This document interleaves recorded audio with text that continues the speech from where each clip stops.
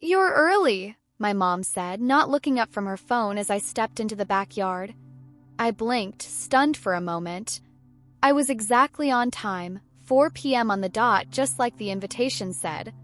I had even circled the time in my planner. Twice.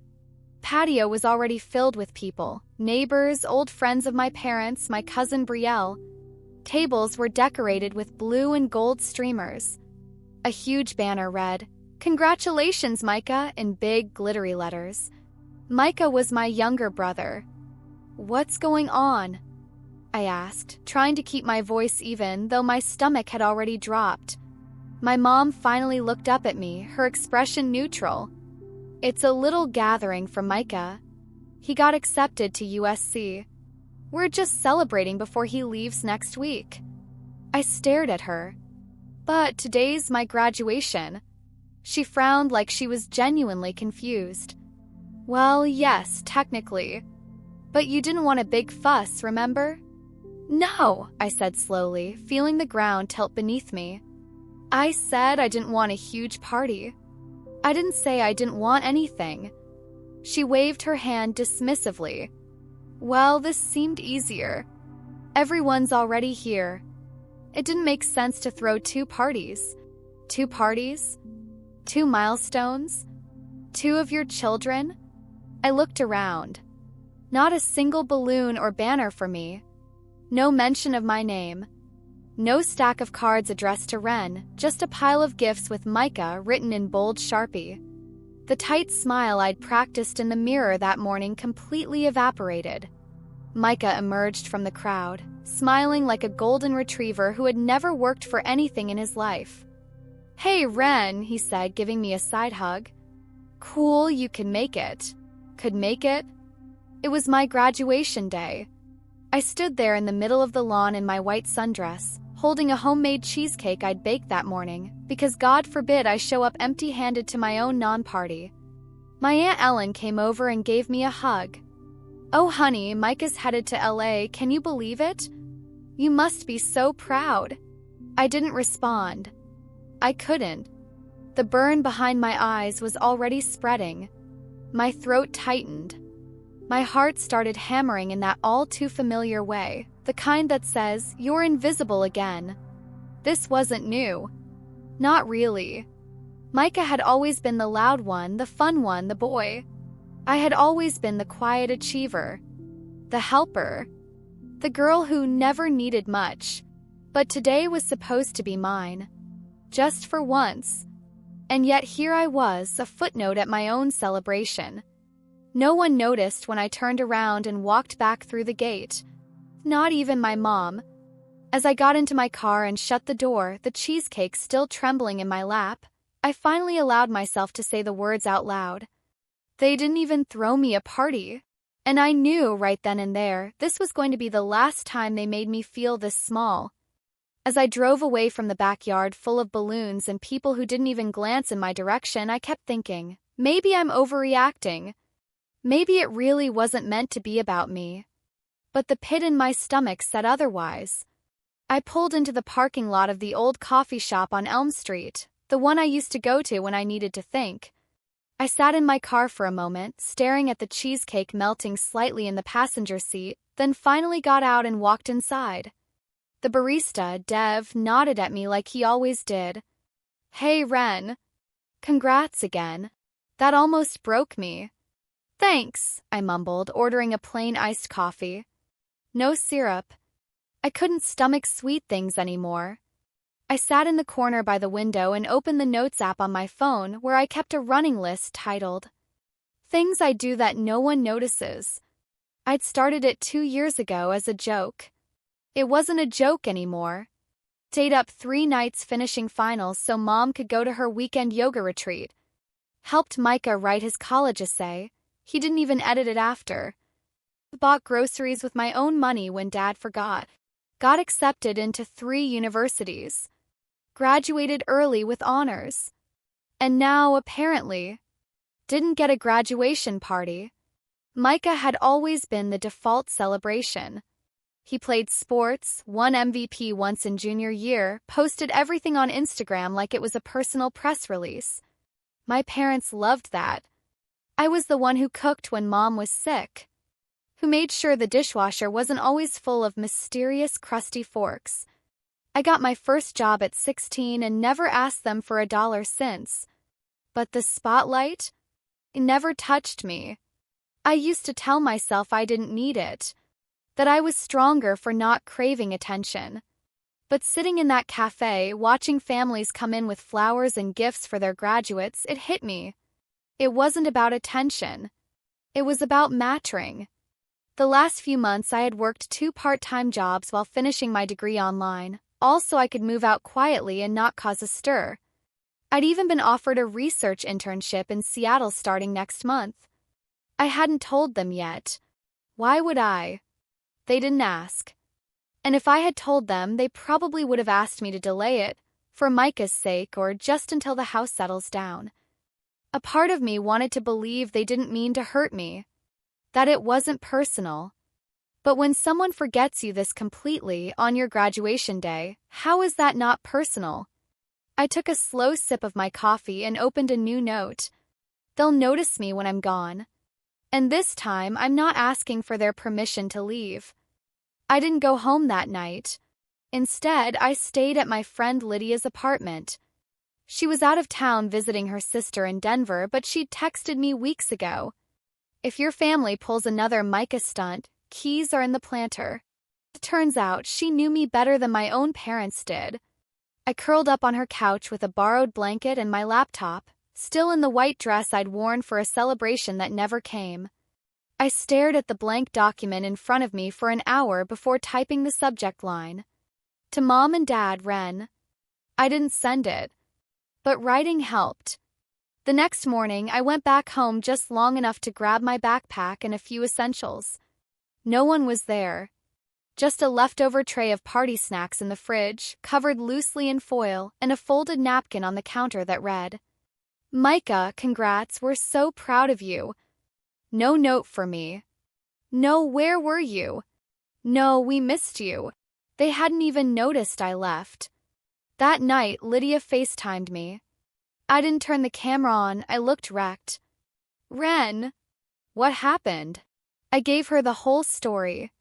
Her mouth fell open more and more with every sentence. They threw Micah a party on your graduation day? Yep. And didn't even mention you? Not once. Her eyes narrowed. Girl, you've been the backbone of that household since like freshman year, and they act like you're just some extra? I didn't say anything. Okay, she said. Then you need to stop playing the role. You're not the extra. You're the main character. So act like it. I knew she was right. But the idea of acting like it terrified me. Because that meant letting go of the one thing I'd clung to all these years, the hope that maybe someday they'd finally see me. The next day, I got a text from my mom. Hey, haven't seen you. Everything okay? Hope you're not mad about Saturday, it was kind of last minute. Love you. Kind of last minute? I typed a reply. Deleted it. Typed another. Deleted that too. Instead, I went online and confirmed my internship offer in Seattle. Booked the one-way flight. Used my own savings. No one was going to stop me. That evening, my dad called. I ignored it. A few hours later, Micah texted. Mom's freaking out. Just call her so she stops pacing. I stared at the screen. Freaking out about what? That I didn't sweep in and smile politely while they forgot me again?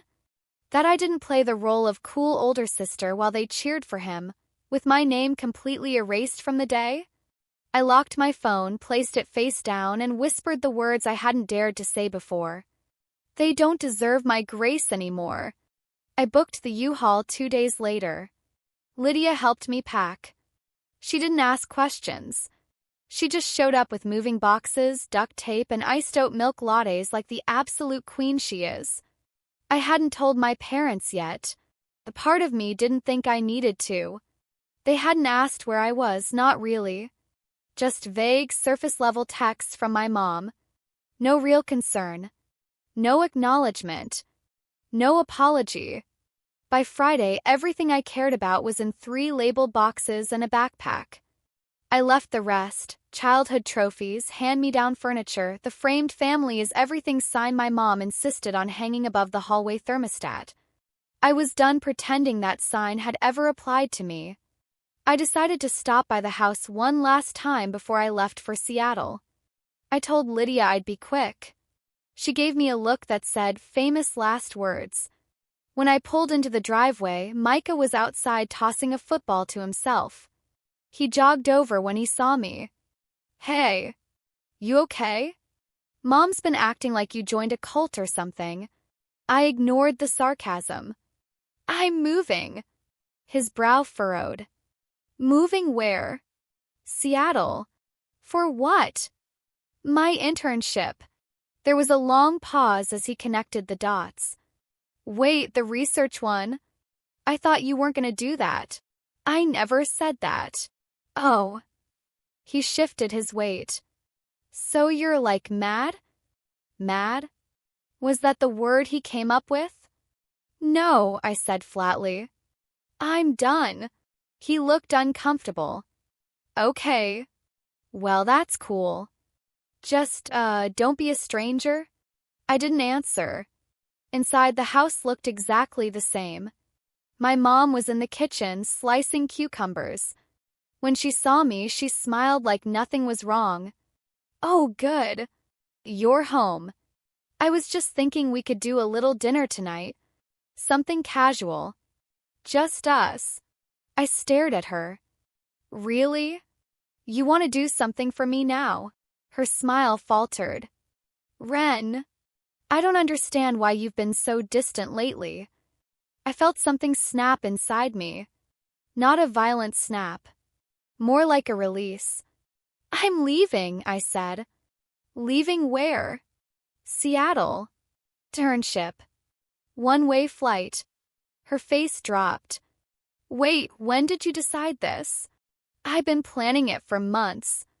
I just didn't tell you because you never ask. Ren, that's not fair. No, I cut in. What's not fair is throwing a party on my graduation day for someone who didn't even graduate yet. What's not fair is acting like I don't exist unless you need something. I didn't mean for it to feel that way. But it did feel that way, I said, sharper now. And you don't get to decide how I feel about that. She went quiet. The knife was still in her hand, resting gently on the cutting board. Why didn't you just say something sooner? She asked. Because I used to think being quiet made things easier. For you. For everyone. I stepped back, grabbing my car keys. But all it did was teach you how to live without noticing me. I left her in the kitchen. Didn't hug her. Didn't turn back. That night, I drove 3 hours north and stayed in a roadside motel. The mattress was stiff, the towels were scratchy, and the Wi-Fi barely worked. But for the first time in years, I felt weightless. No one needed me. No one expected me to shrink. I wasn't the fixer anymore. I was free. The phone calls started the next morning. First my mom. Then my dad. Then Micah. I ignored all of them. By noon, I had 3 voicemails and 7 texts. I didn't check any of them. I wasn't ready. I needed distance, actual physical distance, before I even considered giving them access to my head again. I made it to Seattle that evening. The apartment was small, rented month to month through a friend of Lydia's cousin. The wallpaper was peeling in one corner of the living room, and the fridge made an ominous clunk every hour on the hour. It was perfect. I stood in the center of the empty room, listening to the quiet. No background noise, no shouting from another room, no passive-aggressive questions like, "Why are you so sensitive?" or "Do you really need all that space?" This silence was mine. That night, I finally opened the voicemails. Bad idea. Voicemail 1, Mom. Ren, we need to talk. You can't just disappear like this. You're being irrational. Voicemail 2, Dad. Your mom is worried sick. This internship thing, is that really the best decision right now? You could have at least discussed it with us. Voicemail 3, Micah. Okay, seriously? Everyone's freaking out. I don't get why you're so mad about the party. It wasn't even about you. That last one sent a bolt of heat through my chest. It wasn't even about you. That was the problem. Never was. 2 days passed. I started my internship orientation. Lots of smiling strangers, name tags, tech glitches, and a small catered lunch that still made me feel more seen than my own parents did on graduation day. On the 3rd day, I broke and picked up a call from my dad. "Ren," he said, sounding relieved. "Finally." "Make it quick." There was a pause. "Look, I know things got off track. Your mom didn't mean to hurt you." "She never means to," I said calmly. "She just does." He sighed. "This internship thing, it's a big step. I just wish you told us first."